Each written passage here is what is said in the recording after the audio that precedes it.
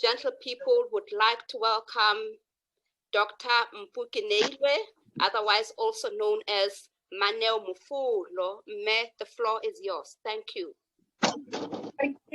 Thank you, Mayor. And as a public servant, let me pay my respects to His Majesty the King, the Chancellor of the National University of Lesotho. Pay my respects also to the Director of the Institute of African Studies, Professor Difeso Motibe. Thank everyone who works in this institute, and especially the convener, you, Mema Nseche, for allowing me to be part of this important day. I would like to dedicate this lecture to the first feminist that I came in touch with. You'll all be surprised. My father is turning 103 years in July, and the first lesson in family planning I learned from my father and Kelly's mother, Kelly Lorotori's mother, when they were serving the family planning of Lesotho when it was still in its infancy. My father was so passionate about family planning and the fact that women have a choice and young women ought to know what their choices are, that he felt that it was not my mother who should be the teacher, but it was him personally teaching his 4 girls. So I'm dedicated to him. He still has all his faculties intact. He can still talk about the issues himself. And I think it is really a blessing to have taught by him how to traverse this difficult territory. Thank you for affording me an opportunity to talk on a subject that is very close to my heart on this auspicious day, when the world takes a pause to recognize the incredible. You are talking to your daughter, so she'd better sit down and listen too. The world takes a pause to recognize the incredible contribution of women to humanity and its development. Sadly, this year, this happens during the middle of the COVID pandemic. So to you queens all, 2021 is a crucial year all over the world for women and girls, and more so for us in Africa and especially in Lesotho, because it makes existing inequalities worse. All the gains of the last 10 years have been wiped out in less than 2 years. More women are health workers in Lesotho, as you know, and earlier on, health workers went out and were the first to be affected by COVID. Fortunately for them, it was an early time and COVID was still very mild at that time, and very few of them were adversely affected. We know the second biggest employer in Lesotho is the apparel industry. During COVID, the apparel industry had to close, and hundreds of women lost already the meager salaries that they have. Not only did they lose the salaries, they also fell sick. So women in general have been very adversely affected by COVID. And now came the lockdown. As you know, we are already complaining or dealing with issues of violence in the home.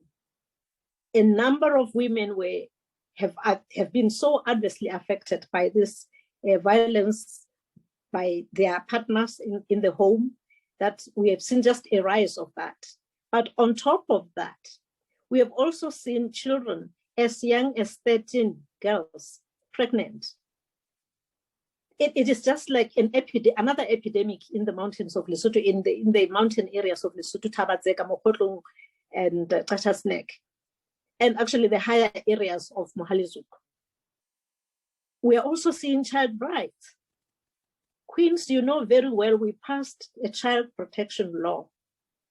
And this child protection law, I was part of when it was being passed through Parliament. And it made each and every one of us who is an adult a custodian of that law. So why then are we seeing this?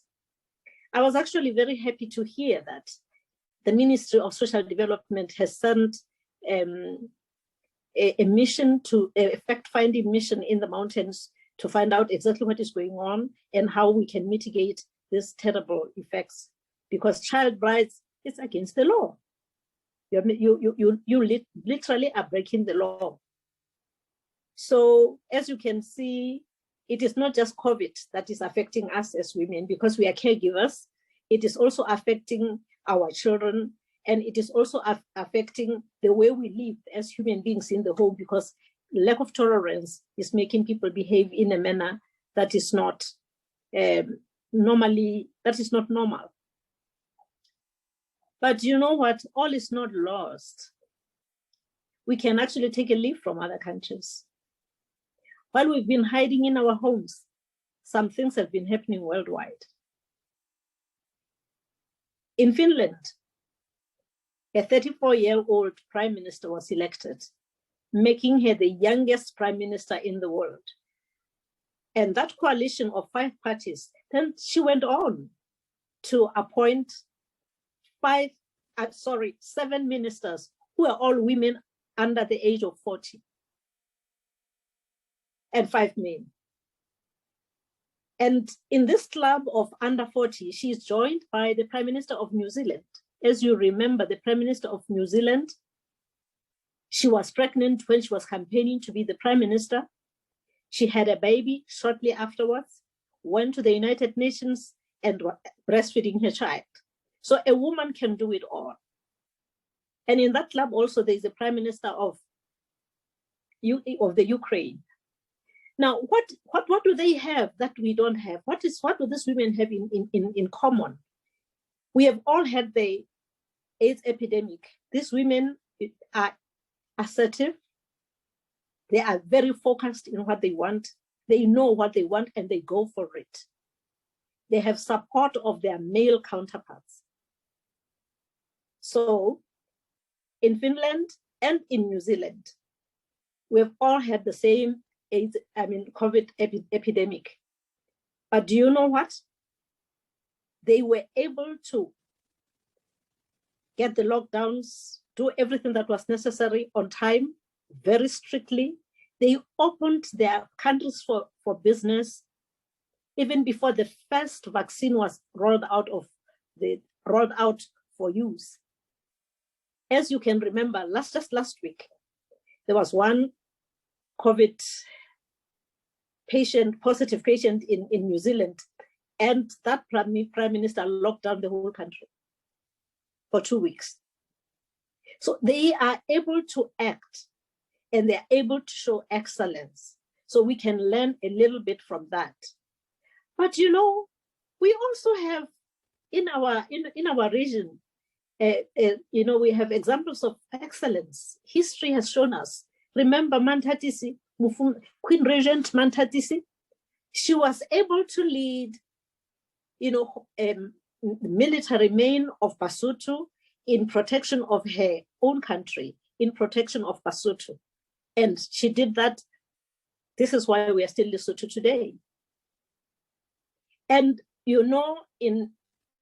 both in South Africa and in the neighboring countries, the liberation, women-led armies in the liberation movement, they have left track records where they are being revered by their own counterparts. They are being revered by men. And so if men have seen that women can be leaders before, surely then that is not our DNA. There is something is wrong, so it has gone wrong now. And now to come closer to home, but in the diaspora. If you quote universities, let's just look at what is happening in other universities, where a young woman who I saw playing hopscotch in Maseru East, Dr. Bulalinga, who is the first woman vice-chancellor of the biggest university in Africa, this UNISA. And then there is another doctor who is Dr. I'll get her name, another doctor who is the vice-chancellor of Rose University. But it's just not them, not just those who are leading the universities, but also the ones who are leading really big programs. If you look at Professor Makotoko, she's the first Black woman professor of cardiology in the University of Free State. She's done excellent work and she's being revered all over the world. Professor Mokotoko, together with Professor Tibelo Nyokong, were my classmates. Professor Tibelo Nyokong is an amazing researcher, amazing woman, amazing scientist. So those four share our DNA. How come then you at the National University of Lesotho have so few professors? How come we still are talking of only a handful of professors at National University? In 2010, Mrs. Mapeta said, you know, this ceiling glass ceiling is very hard to break. It's not just hard to break, mate. It's got metal in it. It is too difficult to break. So what will it take for us to realize that we have excellent women of excellence in this country? What is it about us that when we are thinking of advancing the cause of women, when we are thinking of promotion, that women all of a sudden are no longer considered? What is it about us, Basotho, that make us do that? But when Basotho leave Lesotho and go elsewhere, then they are recognized. And in this country, there are still positions where women are actually just excluded. There are still, you know, positions that can only be filled by men. Why is that? Why is that when history tells us that is not so? Women can pretty much do anything and everything that men can do and do it well. So we need to, as women, you queens who sit in positions of power, who have a voice, who have a seat at that table, you need to make sure that you represent women well enough. You represent women well enough to be able to make a difference and to make a change. Hopefully the reforms that we have will accommodate that. Hopefully. I'm not that hopeful right now, but I'm really hoping that we will see miracles.